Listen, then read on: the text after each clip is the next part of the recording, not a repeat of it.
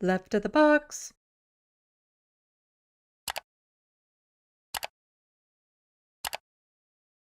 Isn't it interesting how at the 2020 Olympics, when Imane lost to Kelly Harrington in the quarterfinals, literally no one accused her of being a man. It's almost as if brain dead right-wing morons will hop on any conspiracy theory train. And just like I pointed out earlier, there is a trans man playing against women and nobody's saying boo about him. There's an actual man punching women in the face in boxing. Like, that's the thing. Again, just so ridiculous. Like, oh no, I got punched in the face. You're a boxer. You're a boxer. You're a boxer. It's going to happen. There's not a boxer in the world who is so good they've never been punched in the face. That is a part of the sport you signed up for.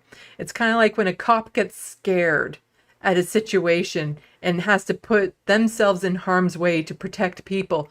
That's the job you signed up for, but instead they end up just shooting every threat they get. This is pretty much a version of that, you know? It's like, oh no, I got punched in the face. Must be a man. And literally putting these women's lives in danger.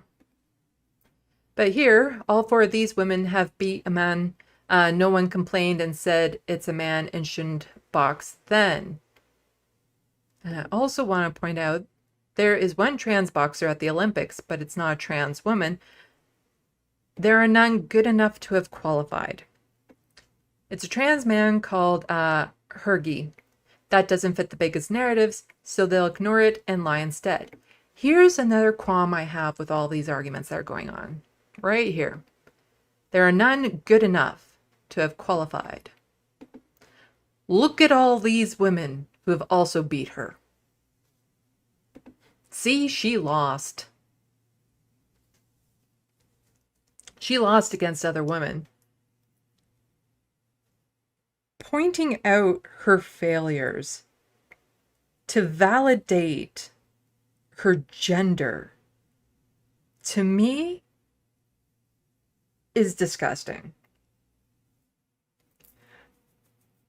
I feel so bad for her that all of a sudden there's all these people out there saying, oh no, she's a real woman because look at all these other women who beat her. She's not that good. You know, she may have won this time, but look at all these times that she was a loser. So therefore she must be a woman. Or this one, there are none good enough to have qualified. There are many reasons why trans women might not have qualified. And it's not necessarily because there's not any good enough to have done it. This is so harmful to trans women. Because let's just go back to some fundamentals here. Part of the reason why it's just a numbers thing. There's not as many trans women who go into these sports. But also, even if a trans woman had the ability to win gold, who would want to? When they see the level of harassment these cis women are getting because some right-wingers are saying they're men, they're trans, or they're trans women. What trans woman would want to go on an international stage and receive that level of harassment? Now, I fully believe a trans woman is a woman and should be able to play in women's sports. But you're not going to see that because the amount of barriers and harassment that they receive before they get there is obscene and horrific. And just constantly pointing out that, oh, well, they're not as good as other women. Look at all these other women who beat them. Is so disheartening for me to see that used as a way to validate their femininity. That because they aren't as good as some women. And to me, it's really sad. It's really sad that you can have a trans woman who might be fully capable of winning gold in the Olympics, who won't attempt it because she knows the level of harassment and targeted hate she would receive would not be worth that medal. And this is being missed in this conversation a lot.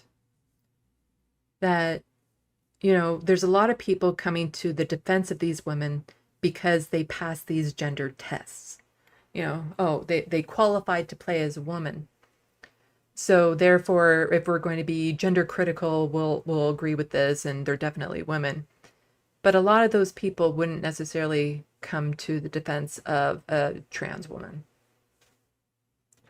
who's been on hormones for a long time, or, that sort of thing.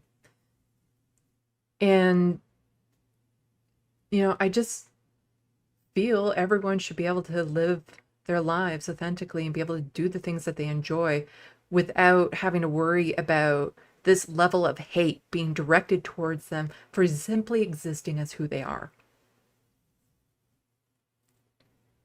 But just this constant saying, like, no, it's okay. There's no trans women good enough to be here.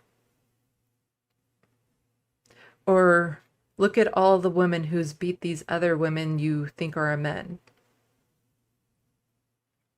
And when there are trans women, it's like, oh, well, look at all these other women who still beat them. It's a very negative way of proving your case, as far as I'm concerned. And it's a sad way of doing it.